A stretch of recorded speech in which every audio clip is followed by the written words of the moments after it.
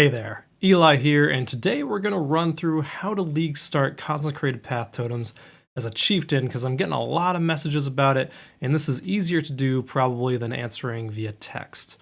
So, to start this build, we're going to be leveling up with Shield Crush. We can purchase Shield Crush after we kill Hillock. Shield Crush's damage is predicated completely on your shield. That means in this special case for leveling up, your weapon is meaningless. It's there to hold gems, an important role, but realize that that's its only purpose here. If you happen to find a weapon with resists on it, great. Otherwise, it's mostly irrelevant. Now, here are the gems we want from Act 1 for our build. Ruthless, Earthbreaker, Ancestral Protector, Precision, Blood and Sand, Leap Slam, Combustion, Added Fire Damage, and War Banner. We get Ruthless for free from the chest in the Twilight Strand. We get Leap Slam and Ancestral Protector as quest rewards, so that means we need to buy Combustion, Earthbreaker, Precision, Added Fire Damage, War Banner, and Blood and Sand in Act 1. That's 4 Transmutation Orbs and 2 Scrolls of Wisdom. Transmutation Orbs can be obtained by selling unidentified blue magic and yellow rare items to vendors for transmutation shards. If you ID them, they vendor for alteration shards. So pick up random stuff to vendor until you get 4 Transmutation Orbs. That's goal number 1, getting the currency we need to buy the gems we want, not only for the totem version of the build, but also for Shield Crush that we're using while leveling. It's possible you'll need an additional Transmutation Orb to buy a Dexterity or Dexterity Intelligence hybrid amulet from the vendor, so think about getting an additional one. We want a Dex Int hybrid so that we can equip Combustion and, more importantly, Precision. If we need to forego leveling Combustion until we get the plus 30 Int passive node on the tree, that's fine. Precision is critical to get our hit chance capped, or very close to it. As for leveling Shield Crush, I typically support it with Ruthless and Chance to Bleed or Onslaught at the start, swapping out Chance to Bleed or Onslaught for added fire damage after we kill Brutus. In terms of our gem setup, that's it for Act 1. Shield Crush plus Ruthless plus Chance to Bleed or Onslaught, and swapping that into added fire damage at level 8. In terms of items, it's one line. Shields that have the most total evasion and or armor rating. That's what we care about most. Besides 4 links, of course, but we don't get those until a little bit later. Shield Crush gets bonus damage for every additional 15 armor or evasion on your shield. This means we want to be on the lookout for essences. Essences are clutch while leveling because they're free alchemy orbs that aren't alchemy orbs. Alchemy orbs have actual value, and we don't want to spend those by rolling items if at all possible. But we'll get to that in just a minute. Essentially, use essences, save your alchemy orbs. One more thing about Act 1. When can we buy these gems? The quest Breaking Some Eggs, which is the Mudflats, unlocks Ancestral Protector, which will be our quest reward, and Blood and Sand. The Caged Brute, which is killing Brutus the Jailer, unlocks Earthbreaker support, Precision, Leap Slam, which is our quest reward, Combustion, and Enduring Cry if you want it. Remember, you don't need Combustion or Enduring Cry right away. I like to have Combustion leveling up as early as possible, but by level 38, when you would actually start using it, if it's level 3 or level 8 or 9, it doesn't really matter. So if you want to come back for Combustion, that's fine. And that's it for Act 1. Those are the gems we need. That's the total cost, and that's our strategy for gaining damage. Act 2 is pretty simple as well. At this point, we're just going through the motions of the act.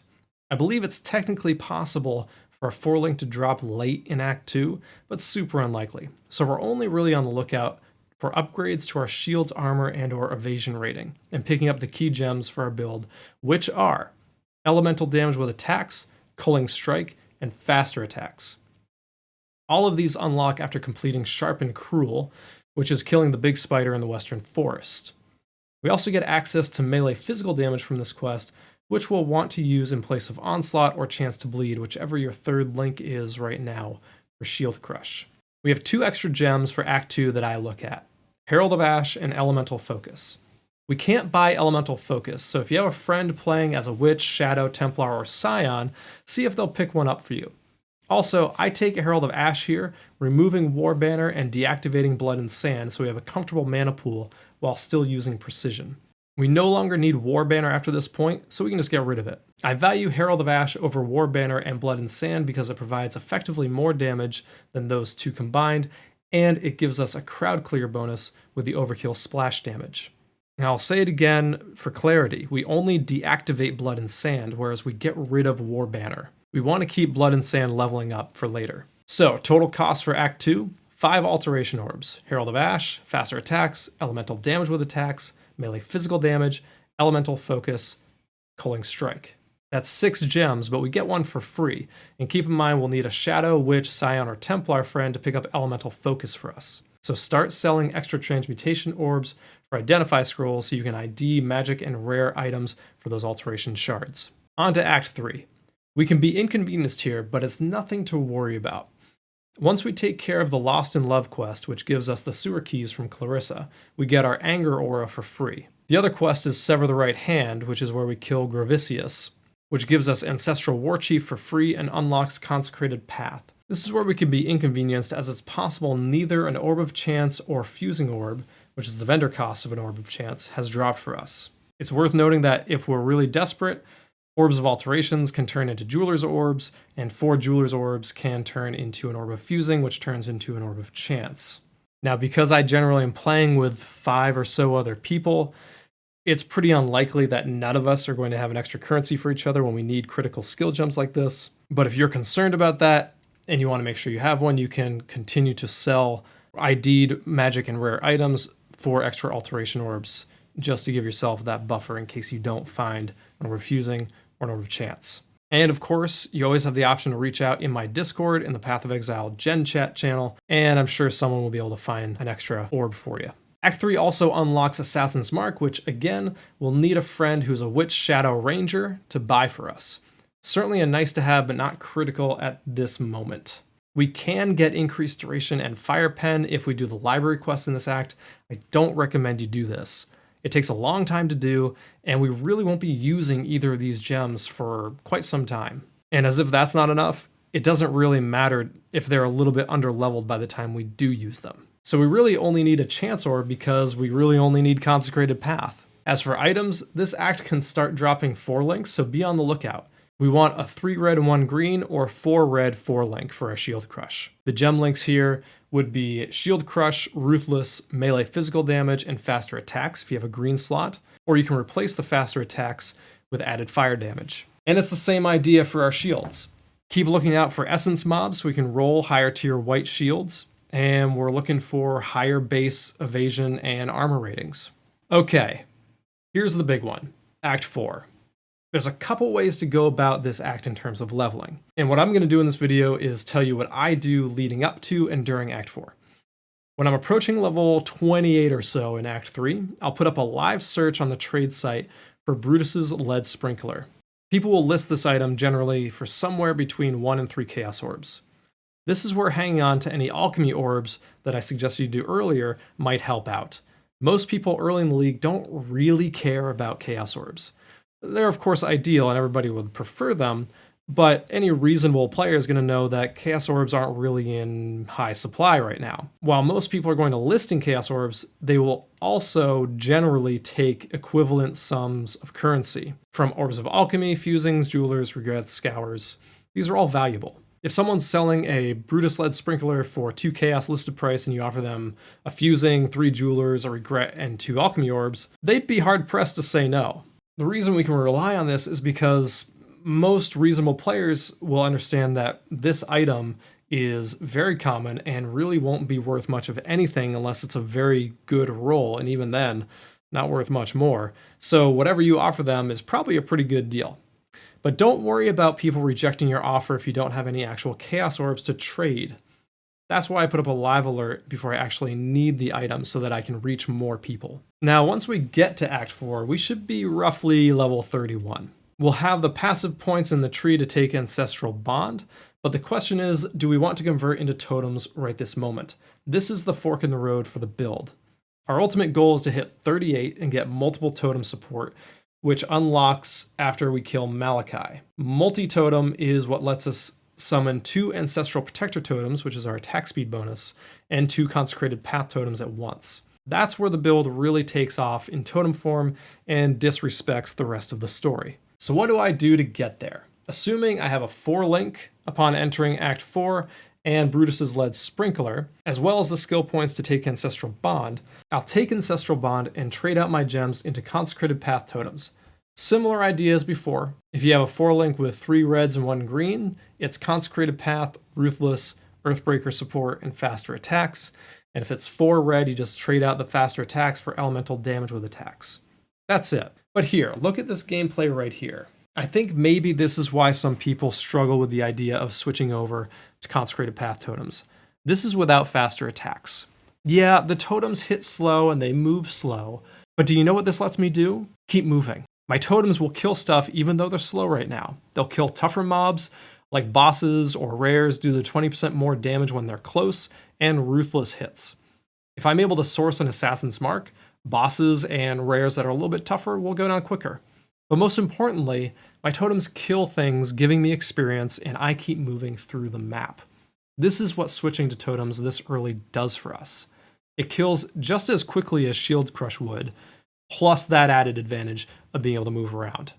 Now, I'm not going to spend a lot of time rehashing this because I'll just be repeating myself, but that really is the driving force behind switching over to totems this early.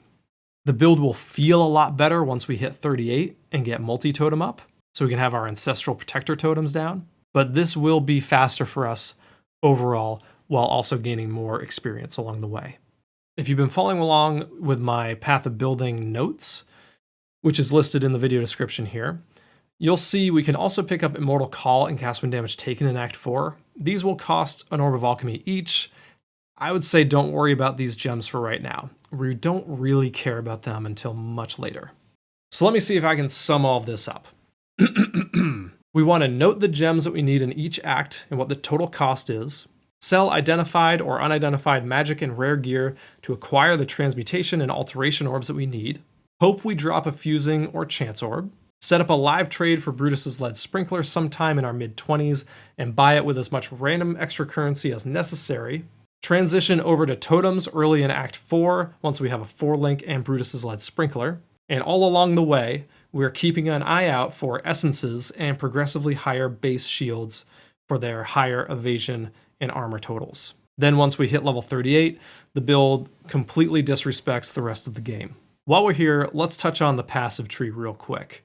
Okay, because we're starting with Shield Crush, we're actually going to start with these nodes.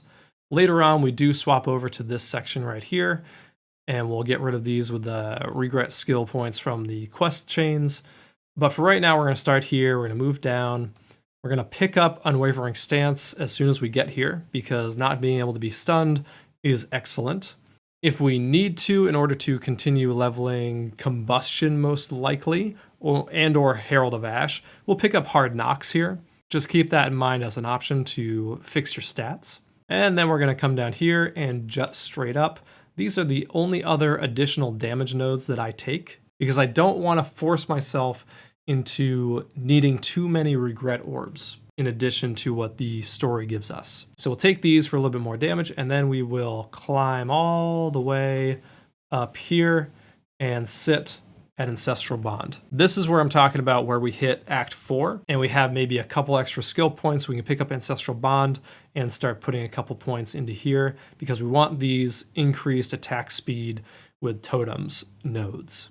50% increased totem duration, also excellent. That's why we picked this. And in earlier patches, I would take the Totem Mastery for 60% increased global critical strike chance if you've summoned a totem recently. Here, we will still take that node, but instead, now our first pick is going to be this new Mastery, which gives us Ancestral Totem buff effects linger for 3 seconds. It's my belief that this is going to be a major quality of life change overall for the build. And once we hit level 38, we're really going to feel it. And the reason I would take that first is because our next mastery for totems is going to come over here in this cluster. And we have a little bit of a ways to go. Even if we went straight there, which we're not going to do at this point, you know, level 31, 33, somewhere around there, we're unlikely to go right here first. What we want to pick before we go there is Utmost Might and get the 5% increased mastery here. So I would pick the Ancestor Totem buff effect lingers first, because by the time we get here to this second totem mastery node, we're already going to be level 38, and we're going to want to have that effect already in place and ready to go. Oh, and make sure you unspec out of these. You should have 2 refund points by the time you get here, and you can easily go pick up another 2 by going to Act 1 and going off mudflats here to do a dirty job. You go clear this zone right here and get 2 more. That immediately gives us these Strength and Utmost Might nodes right after we get into our Ancestral Bond and switch over to Totems. All right, Exiles, that's really all I've got for you. I think it's a nice clean breakdown of my strategy that I use. It has provided 0 issues for me 3 leagues in a row now as a league starter. This thing scales heavily into endgame, has no problem clearing juiced up red tier maps. It completes Uber Elder and Uber Maven without much of an issue. It can complete feared rotations with the Height of Hubris node with about 36% increased quantity on the invitation, which gives us about a full Maven's Writ. And if it gets an additional source of flat fire damage based on strength, in addition to what Brutus's Lead Sprinkler gives us, like we got in Sentinel League, it can do things like the Uber Eater fight, pushing its damage upwards into the 40 to 50 million range. Now, if you enjoyed this video, if this was helpful, please feel free to like and subscribe if you haven't. That's super helpful for me. Share it around for anyone else who might be looking for a solid league starter. At the end of the video here, I am going to link to my build guide for this build, and I'm also going to link it in the video description below. That's it for now, and as always, this is Eli signing off.